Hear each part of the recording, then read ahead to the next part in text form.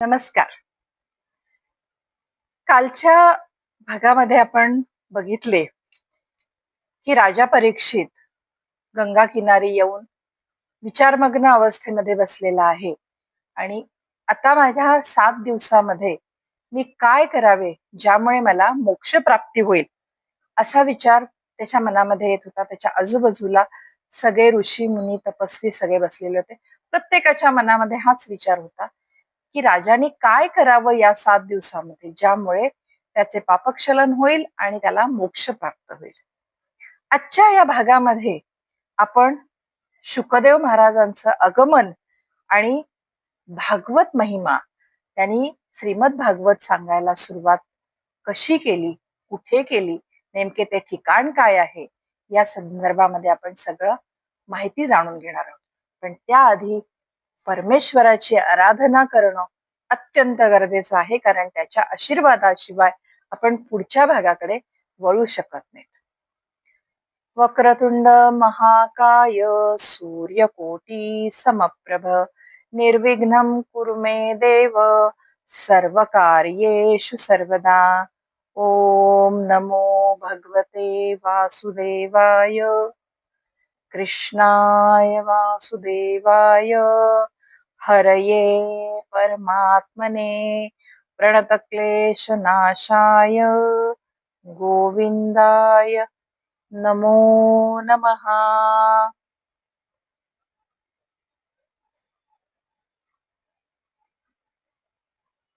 कालच्या भागामध्ये आपण हे सगळं बघितलेलं आहे आणि आज आपण ज्या भागामध्ये प्रवेश करत आहोत, जो भाग आपण बघणार आहोत किंवा ऐकणार आहोत, खूप छान आहे.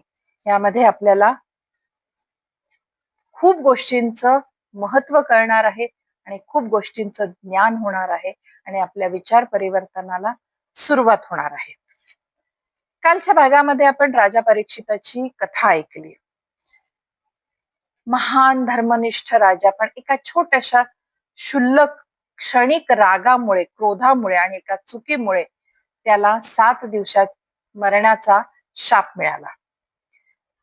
त्यांनी त्याच वेळेला मनाशी विचार केला, परमेश्वराला विचारलं की या 7 दिवसात मी काय करावं. हा प्रश्न आपला सगळ्यांचा आहे, तो फक्त एकटा राजा परीक्षिताचा नाही.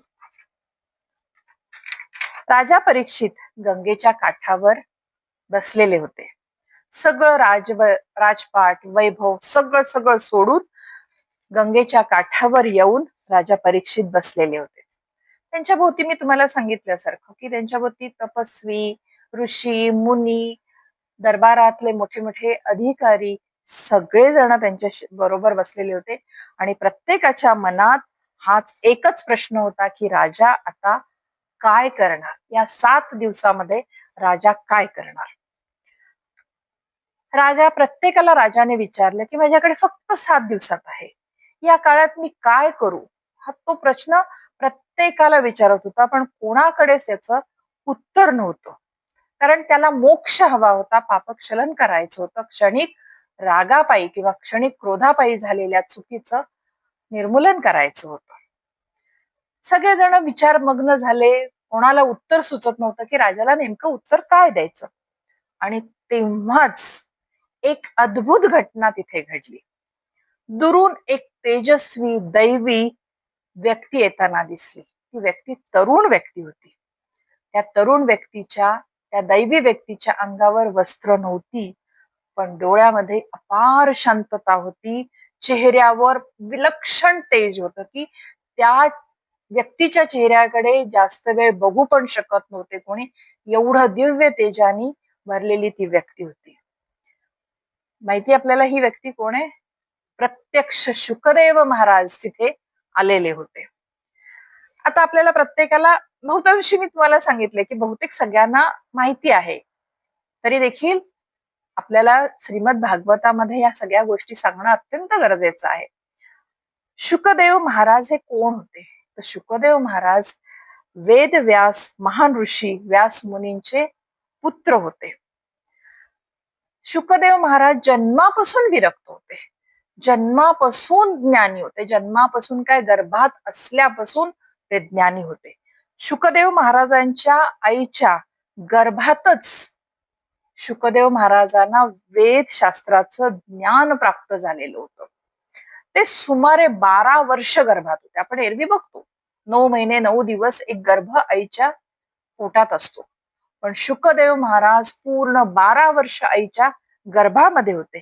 कारण त्यांना गर्भाशयातून बाहेर यायचंच नव्हतं. कारण त्यांना हे माईक संसाराची, ह्या मोहमायाची अजिबात इच्छा नव्हती. त्यांना हे नको होतं. त्यामुळे त्यांनी 12 वर्ष जन्म घ्यायचं टाळलं, म्हणजे ते बाहेर यायलाच तयार नव्हते. पण ज्या वेळेला भगवान श्रीकृष्णाने त्यांना आश्वासन दिलं, त्यावेळेला त्यांच्या आश्वासनानंतर शुकदेव महाराजांनी जन्म घेतला. वेदव्यासांनी त्यांना परमतत्व, भक्ती मार्ग आणि श्रीमद भागवताच्या महापुराणाचे ज्ञान गर्भात असताना दिलेले.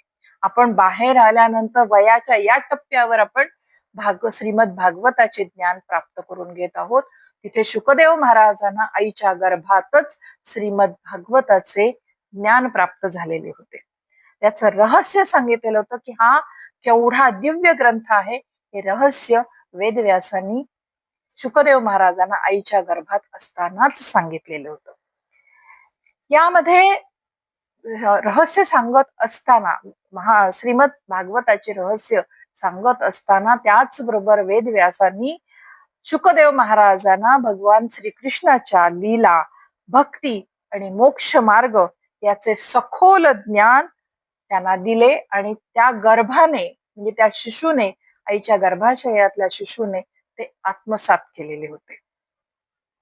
म्हणूनच शुकदेव महाराजांना श्रीमद भागवताचे सर्वोच्च वक्ते म्हणून ओळखले जाते. कारण त्यांच्यापासूनच श्रीमद भागवत महापुराण सांगायला सुरुवात झाली. त्यांचे सांगणे, त्यांच्या तोंडून ऐकणे, हे त्या काळातल्या सगळ्यांना जे भाग्य मिळालेलं आहे ते खरेच अतिभाग्यवान म्हणून ओळखले जातात. एक सुंदर प्रसंग तुम्हाला मी एक सांगते. म्हणजे हे शुकदेव महाराज किती मोहमायेपासून दूर होते. एकदा शुकदेव महाराज, आम्ही आता तुम्हाला सांगितलं की ते वस्त्रहीन असायचे. त्यांनी वस्त्र कधीही शरीरावर चढवली नाहीत, वस्त्रहीन असायचे. आणि ते तल्लीन होऊन, म्हणजे भगवानांची आराधना किंवा जप करण्यामध्ये कायम तल्लीन असायचं. त्यांच्या आजूबाजूला कुठेही लक्ष नसायचं. शुकदेव महाराज एकदा जंगलातून जात होते. मध्येच एक नदी लागली. त्या नदीमध्ये काही स्त्रिया स्नान करत होत्या, वस्त्रहीन होत्या. पण शुकदेव महाराज त्यांच्या जवळून जात असताना त्या स्त्रियांना कुठेही संकोच वाटला नाही. त्या त्यांच्या पद्धतीने स्नान करत राहिल्या. शुकदेव महाराज पुढे निघून गेले. थोड्या वेळानंतर त्या मार्गावरून वेदव्यास मुनी जायला निघाले. आणि जसेही व्यास मुनी तिकडून जायला निघाले, स्त्रियांनी संकोचून आपलं शरीर झाकून घेतलं. कारण व्यास मुनी ऋषी असूनही त्यांचे सामाजिक देहभान शिल्लक होते. पण शुकदेव महाराजांच्या मनामध्ये स्त्री पुरुष हा भेदभावच नव्हता. त्यांच्या कायम डोळ्यासमोर किंवा मनामध्ये किंवा मेंदूमध्ये फक्त आणि फक्त श्रीकृष्ण परमेश्वरच होते. त्यामुळे ते कायम आत्मज्ञानात, मी म्हटलं ना आता की ते सतत म्हणजे देवाशी आतून बोलण्याच्याच मार्गावर कायम असायचे. ते इकडे तिकडे कधी बघायचेच नाही. आणि हे त्यांना माहिती होतं, सगळ्यांना माहिती होतं. त्यामुळे त्यांच्या बाबतीमध्ये कोणालाही कधी संकोच वाटला नाही. ते पूर्णपणे निरंकारी होते, देहभान रहित होते. म्हणजे हा स्त्रीचा देह आहे, हा पुरुषाचा देह आहे, हे याचं काहीही त्यांना देणं घेणं नव्हतं. आणि त्यांना स्वतःच्या पण देहाच्या बद्दल कुठेही आसक्ती नव्हती. म्हणून ते कायम वस्त्रहीन असायचे. जगाकडे शुद्ध भावनेने बघणारे असे हे शुकदेव महाराज होते. एक छोटीशी मी मुद्दाम गोष्ट सांगितली की हा किती देवाजवळ मग्न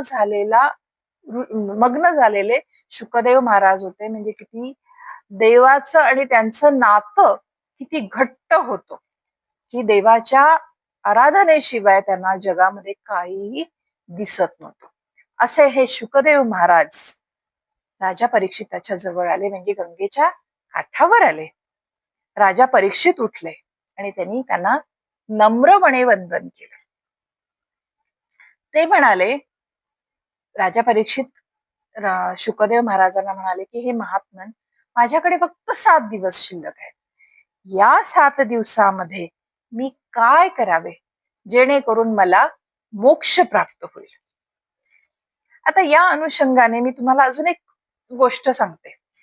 आपण बऱ्याच वेळेला बघतो, आपण आता अधिक महिना आलाय, अधिक महिन्याच्या आधी कित्येक लोक टूर कंपन्या शुकतालला आधी श्रीमद भागवत वाचनाचा कार्यक्रम ठेवतात आणि कित्येक गावातून शहरातून गाड्या शुकतालला जातात आणि तिथे भागवताचे वाचन, श्रीमद भागवताच्या महापुराणाचे वाचन केले जाते. श्रवण आणि वाचन तिथे केले तर त्याचं महत्व आणि त्याचं पुण्य अधिक पटीने असतं. याच्या मागे एक छान माहिती आहे. माहिती असेल बहुतेक लोकांना, पण जर कोणाला माहित नसेल तर म्हणून मी ही थोडीशी छोटीशी माहिती आपल्याला सांगते. शृंगी ऋषीच्या शापानंतर राजा परीक्षित गंगेच्या काठावर बसलेले होते. म्हणजे हस्तिनापूर पासून थोड्याशा अंतरावर जी गंगा नदी वाहत होती तिच्या काठावर राजा परीक्षित बसलेले होते. तीच जागा जिथे राजा परीक्षित बसलेले होते ती जागा आज शुकताल म्हणून ओळखली जाते. आणि तिथे खूप छोटस गाव आहे, ते तिथे काहीही जास्त नाहीये. आणि ज्या ठिकाणी ज्या झाडाच्या खाली बसून शुकदेव महाराजांनी राजा परीक्षिताला श्रीमद भागवत सांगितले, तिथेच आजही बरेच लोक तिथे श्रीमद भागवताचे वाचन करत असतात. तर ती जी जागा होती जिथे राजा परीक्षित बसलेला होता तो गंगेचा काठ होता. आधी फक्त तो काठ होता. हे उत्तर प्रदेशातील गंगा नदीचा हा तिरेचा काठ आहे. शुकतालचा अर्थ आहे तो म्हणजे शुक म्हणजे प्रत्यक्ष शुकदेव महाराज आणि ताल म्हणजे स्थळ, परिसर किंवा जागा.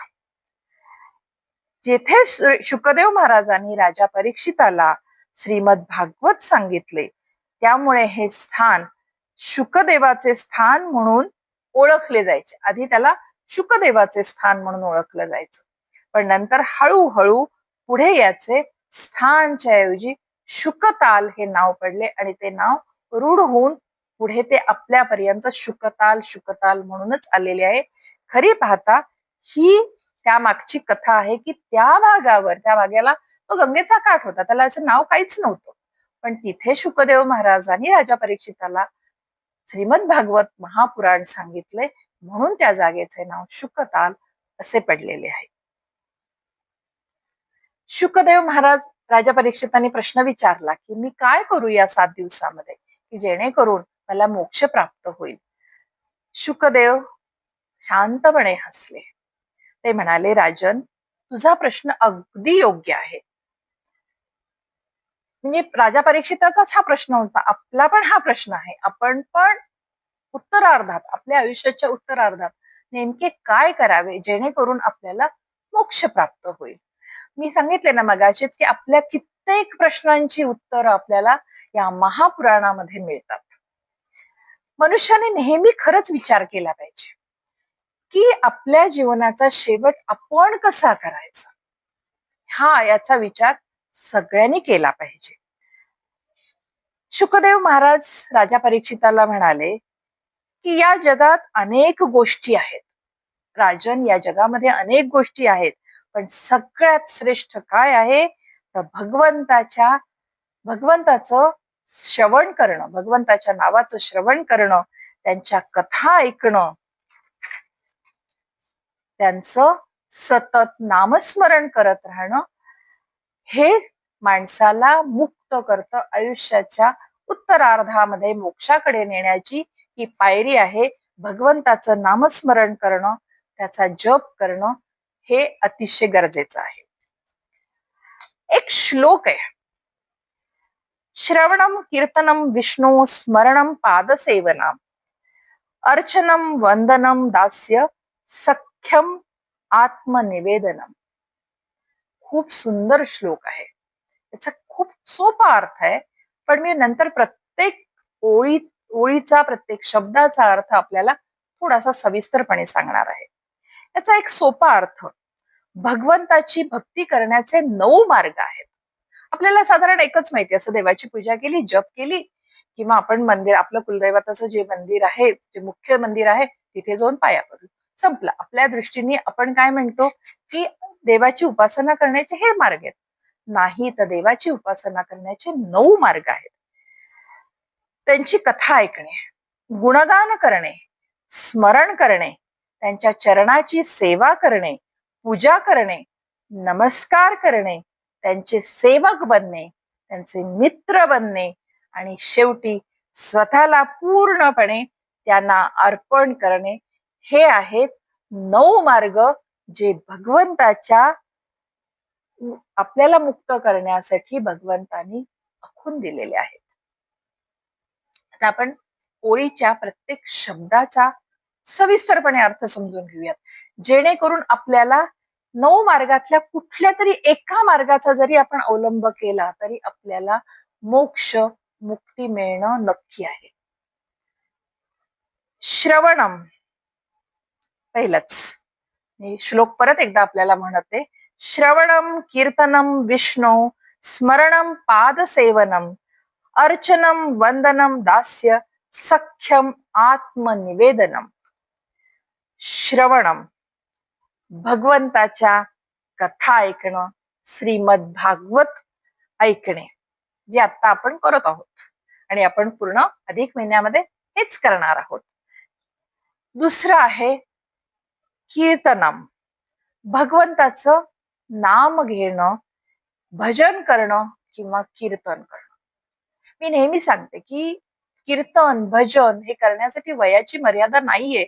अगदी लहान वयापासून देखील तुम्ही भजन, कीर्तन, नामस्मरण करू शकता, आणि ते केलं पाहिजे. नाही तर बऱ्याच लोकांचं काय म्हणणं असतं की हा ठीक आहे ना, मला आता कुठे, हे माझं कुठे वय झालंय, बघूत आपण 60 नंतर करू. अशी कुठेही भगवंताच्या भजन, कीर्तन, नामस्मरणाला वयाची मर्यादा नाही. कीर्तनम सांगितलं आता मी आपल्याला. स्मरणम, मनामध्ये सतत भगवंताची आठवण ठेवणं. आपण खरंच हरकत नाही, दिवसभरामध्ये आपल्याला मनामध्ये ज्या अनेक बाकीच्या गोष्टी ज्या आपल्या मनामध्ये असतात ना, की असं झालं, ती मला असंच म्हणाली, तो मला असंच म्हणाला, ते मला असंच म्हणाले, ह्या गोष्टी ज्या आपल्या मनामध्ये सतत खेळत असतात किंवा विचारात असतात, त्याऐवजी जर आपण भगवंताचं नामस्मरण करत राहिलो, त्याचं स्मरण करत त्याची आठवण ठेवत राहिलो, तर त्यांनी आपलं मन आणि आपली बुद्धी ती पूर्णपणे त्यांनी भरून जाईल, आणि या बाहेरच्या विकारांना, या बाहेरच्या विचारांना स्थानच उरणार नाही. कारण भगवंताचं नाव घेतल्यानंतर तिथे बाकीच्या कुठल्याही गोष्टीला स्थान नसतं. पादसेवनम, भगवंताच्या चरणाची सेवा करणं, म्हणजे नम्रतेने त्याची पूजा अर्चा करणं. आपण जी रोज करतो, आपल्या घरातल्या देवघरामधल्या देवांची, कुलदैवतांची जी आपण पूजा करतो, म्हणजे ती त्याची पादसेवन, म्हणजे त्याच्या चरणाची ही सेवा आहे. अर्चनम, पूजा करणं, आरती करणं, फुलं वाहणं, फुलं अर्पण करणं, या गोष्टी म्हणजे अर्चनम. वंदनम, नमस्कार करणे, प्रणाम करणे. नेहमी लक्षात ठेवा, आपल्या घरामधलं देवघर किंवा आपण कुठेही जात असताना आपल्याला मंदिर दिसतात, तर 1-2 मिनिटं किंवा 5 मिनिटं रस्त्याने जात असताना मंदिर दिसलं, 2 मिनिटं तुम्ही थांबून तिथे देवाला नमस्कार केला, किंवा आपल्या घरामधल्या मंदिरामध्ये, देवघरामध्ये असलेल्या देवाला तुम्ही येता जाता, आपल्या देवघराच्या समोरून आपण हजारो वेळेला जातो, पण तुम्ही आठवून सांगा, तुम्ही कितीदा नमस्कार करता? सकाळी उठल्यानंतर, पूजा करताना, आणि रात्री झोपताना. पण असं न करता तुम्ही जेव्हा जेव्हा देवघरासमोरून आपल्या जाल, घरातल्या देवघरासमोरून जाल, त्यावेळेला जर तुम्ही देवाला नमस्कार केला, 2 हात जोडले आणि एक मस्तक झुकवलं, तर ते देखील एक खूप मोठी सेवा आहे देवाची. दास्य, स्वतःला भगवंताचं सेवक मानणं. म्हणजे तो आहे, मी काहीच नाहीये, तू आहेस, तू करतोयस, तुझ्यामुळे आहे, तुझा आशीर्वाद माझ्या डोक्यावर आहे, तुझे हात माझ्या पाठीवर आहेत, म्हणून हे सगळं घडतंय. मी तुझा सेवक आहे. हे ज्या वेळेला आपण आपल्या मनात ठसवतो, त्यावेळेला न कळतपणे आपला मीपणा गळून पडतो, की जे काही आहे ते प्रत्यक्ष परमेश्वराने मला दिलेलं आहे, यामध्ये माझं काहीही नाही. म्हणजे मीपणा गळून पडण्याचा एक मार्ग असतो. सख्यम, भगवंताला मित्र मानणं, जे की अर्जुनाने केलेले होते. अर्जुनाचा सखा म्हणून श्रीकृष्णाला ओळखलं गेलं आणि शेवटपर्यंत श्रीकृष्णाने पण मित्रत्व निभावलेलं होतं. आपण पण त्याला मित्र मानू शकतो, आपण पण त्याच्याशी गप्पा मारू शकतो, आपण पण त्याला आपल्या मनातल्या गुजगोष्टी सांगू शकतो. कधी कधी आपल्याला असं वाटतं की मला खूप ताण येतोय किंवा मला मनामध्ये खूप गोष्टी साठलेल्या आहेत, मला कुणाला सांगू? कारण आजकालच्या भागा मी म्हटलं ना, कलियुग आहे. कलियुगामध्ये कली कुणाच्या मनात, कुणाच्या डोक्यात जाऊन बसलेला असेल आपल्याला देखील माहित नाहीये. समजा आपण एखादी गोष्ट एखाद्या व्यक्तीला सांगितली, तो मित्र असेल, मैत्रीण असेल, नातेवाईक असेल, कोणालाही सांगितली आणि त्याचा जर दुरुपयोग झाला तर ते आपल्याला त्रासदायक ठरतं. पण आपण मनामध्ये जो काही जे विचार किंवा जो ताण घेऊन बसलेला असतो, तो जोपर्यंत आपण कोणाला सांगणार नाही, तो ताण आपला हलका होत नाही. मग अरे हा प्रत्यक्ष परमेश्वर आहे, ज्याला तुम्ही सखा माना, तुमचा मित्र माना, तुमची मैत्रिणी माना आणि त्याच्याजवळ तुमचं मन मोकळं करा. बघा, तुम्हाला कुठल्याही आधाराची गरज भासणार नाही. कारण अर्जुनाला मित्रत्वाच्या नात्याने शस्त्र उचललेलं नव्हतं युद्धामध्ये, पण त्यांनी इतके सुंदर सल्ले दिलेले होते, इतके सुंदर गोष्टी सांगितलेल्या होत्या की ज्यामुळे अर्जुन पराभूत होऊ शकला नाही. मग तुमचं तर तुम्ही पण पराभूत होणार नाही. तुमची पण सगळी संकट तो या ना त्या रूपाने, या ना त्या मार्गाने तुम्हाला दिशा दाखवेल आणि तुम्हाला संकटापासून दूर घेऊन जाईल. प्रत्यक्ष मानून बघा त्याला मित्र किंवा मैत्रीण. तुमचे सगळ्या तुमच्या अडचणी दूर निघून जातील. आत्मनिवेदन, स्वतःला पूर्णपणे भगवंताला अर्पण करून टाकायचं. जे काही माझ्या भविष्यामध्ये आहे, वर्तमानात आहे, हे सगळं तुझंच आहे. जे काही आहे तूच करणार आहेस. काही खराब झालं किंवा काही दुर्घटना घडली, त्यातून तू बाहेर तूच काढणार आहेस. चांगल्या गोष्टी झाल्या तुझ्याच मुळे झालेल्या आहेत, असे म्हणून तुम्ही पूर्णपणे त्याला समर्पण करून टाका स्वतःला आणि बघा, तुम्ही एका वेगळ्या पातळीवर जाऊन पोहोचता. भगवंतापर्यंत पोहोचण्या असे हे मी तुम्हाला 9 मार्ग सांगितले आणि ह्या 9 मार्गाचा मी तुम्हाला अर्थ पण समजावून सांगितला. जर भगवंतापर्यंत आपल्याला पोहोचायचं असेल तर यापैकी एक कुठलाही मार्ग निवडा. कुठलाही निवडा, सगळे निवडले तर अतिशय उत्तम आहे. आणि जर नाही तुम्हाला सगळे जमले नाही तर एक कुठलाही मार्ग निवडा आणि तुम्ही आपल्याला स्वतःला त्याच्या स्वाधीन करून टाका. तुमच्या आयुष्यामध्ये काय बदल होतात ते तुम्ही स्वतः बघू शकता.